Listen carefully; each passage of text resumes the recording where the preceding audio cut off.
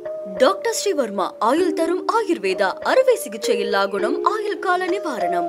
இன்றைய காலகட்டத்துல மதத்தை சார்ந்த அரசியல் அப்படிங்கறது காலை வணக்கம் சொல்வது போல வழக்கமாயிடுச்சு.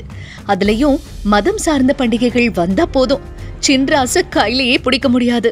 மற்ற மதத்தோட பண்டிகைக்கு வாழ்த்து சொல்றாங்க, எங்க மத பண்டிகைக்கு ஒரு வாழ்த்து கூட சொல்லலன்னு ஒரு கூட்டம். வேணும்னே குறிப்பிட்ட மத பண்டிகைக்கு வாழ்த்து சொல்லிட்டு மற்ற மதத்தின் பண்டிகைக்கு வாழ்த்து சொல்லாமல் இருப்பது என்பதனை வாடிக்கையா கொண்ட மற்றொரு கூட்டம் இருக்கு.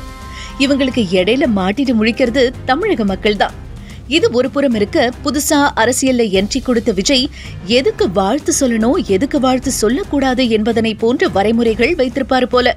அதாவது அரசியலுக்கு வருவதற்கு முன்னாடி எம்ஜிஆர தலைவர், குரு அப்படின்னு சொல்லிக்கிட்டு இருந்தவரு சமீபத்துல எம்ஜிஆருடைய பிறந்த நாளைக்கு அவரது புகைப்படத்திற்கு மரியாதை கூட செலுத்தல. இது ஒரு புறம் இருக்க, தீபாவளிக்கு வாழ்த்து சொன்னாரு, பொங்கலுக்கு வாழ்த்து சொன்னாரு, இப்போ தைப்பூசத்துக்கும் வாழ்த்து சொல்லிருக்காரு. ரம்ஜான், கிறிஸ்துமஸ் இது போன்ற பண்டிகைகளுக்கு வாழ்த்து தெரிவித்த அவரு விநாயகர் சதுர்த்திக்கு மட்டும் வாழ்த்து தெரிவிக்கல. இது என்ன மாதிரி ஸ்ட்ராட்டஜி அப்படின்னு எல்லாரும் குழம்பி போயிருக்காங்க.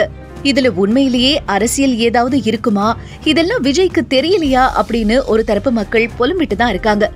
அது எப்படிங்க தம்பி முருகனுக்கு வாழ்த்து சொல்லுவாரு, ஆனா அண்ணா விநாயகரை டீல விடுறாரு? இதனால என்ன பிரச்சனை வரும் தானே யோசிக்கிறீங்க. ஞானப்பழம் பிரச்சனை கூட ஒரு இடத்துல சால்வ் ஆயிடுச்சு, ஆனா இந்த பிரச்சனை சால்வாவே ஆகாது. விஜயோடைய அரசியல் பயணத்தை புரட்டி பார்த்தோம்னா அதுல 3 மேடை பேச்சு, மீதி எல்லாம் அறிக்கை தான் இருக்கும்.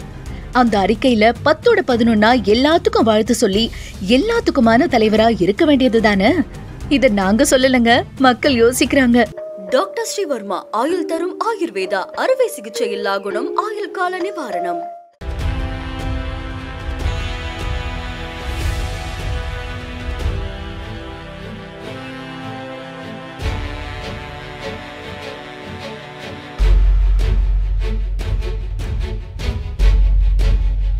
தேசத்தின் நம்பிக்கை மாத இதழ் அப்பா பதிப்பகம் இணைந்து வழங்கும் நேர்மையாளர் சகாயம் IAS அவர்களின் அனுபவ பதிவில் கடைசி தரியில் கண்டாங்கி சேலை இப்போது பரபரப்பாக விற்பனையாகிக் கொண்டிருக்கிறது.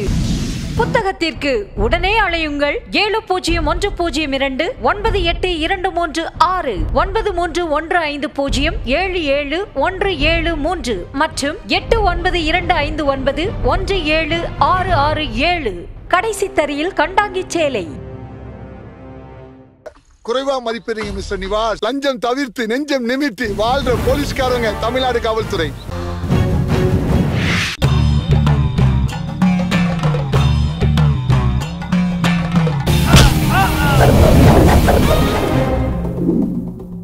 நேற்று நான் இன்று நீ திகில் கிளப்பும் அதிரடி ஆக்ஷன் திரைப்படம் OTT+இல் ஒளிபரப்பாகிக் கொண்டிருக்கிறது. காணத் தவறாதீர்கள்.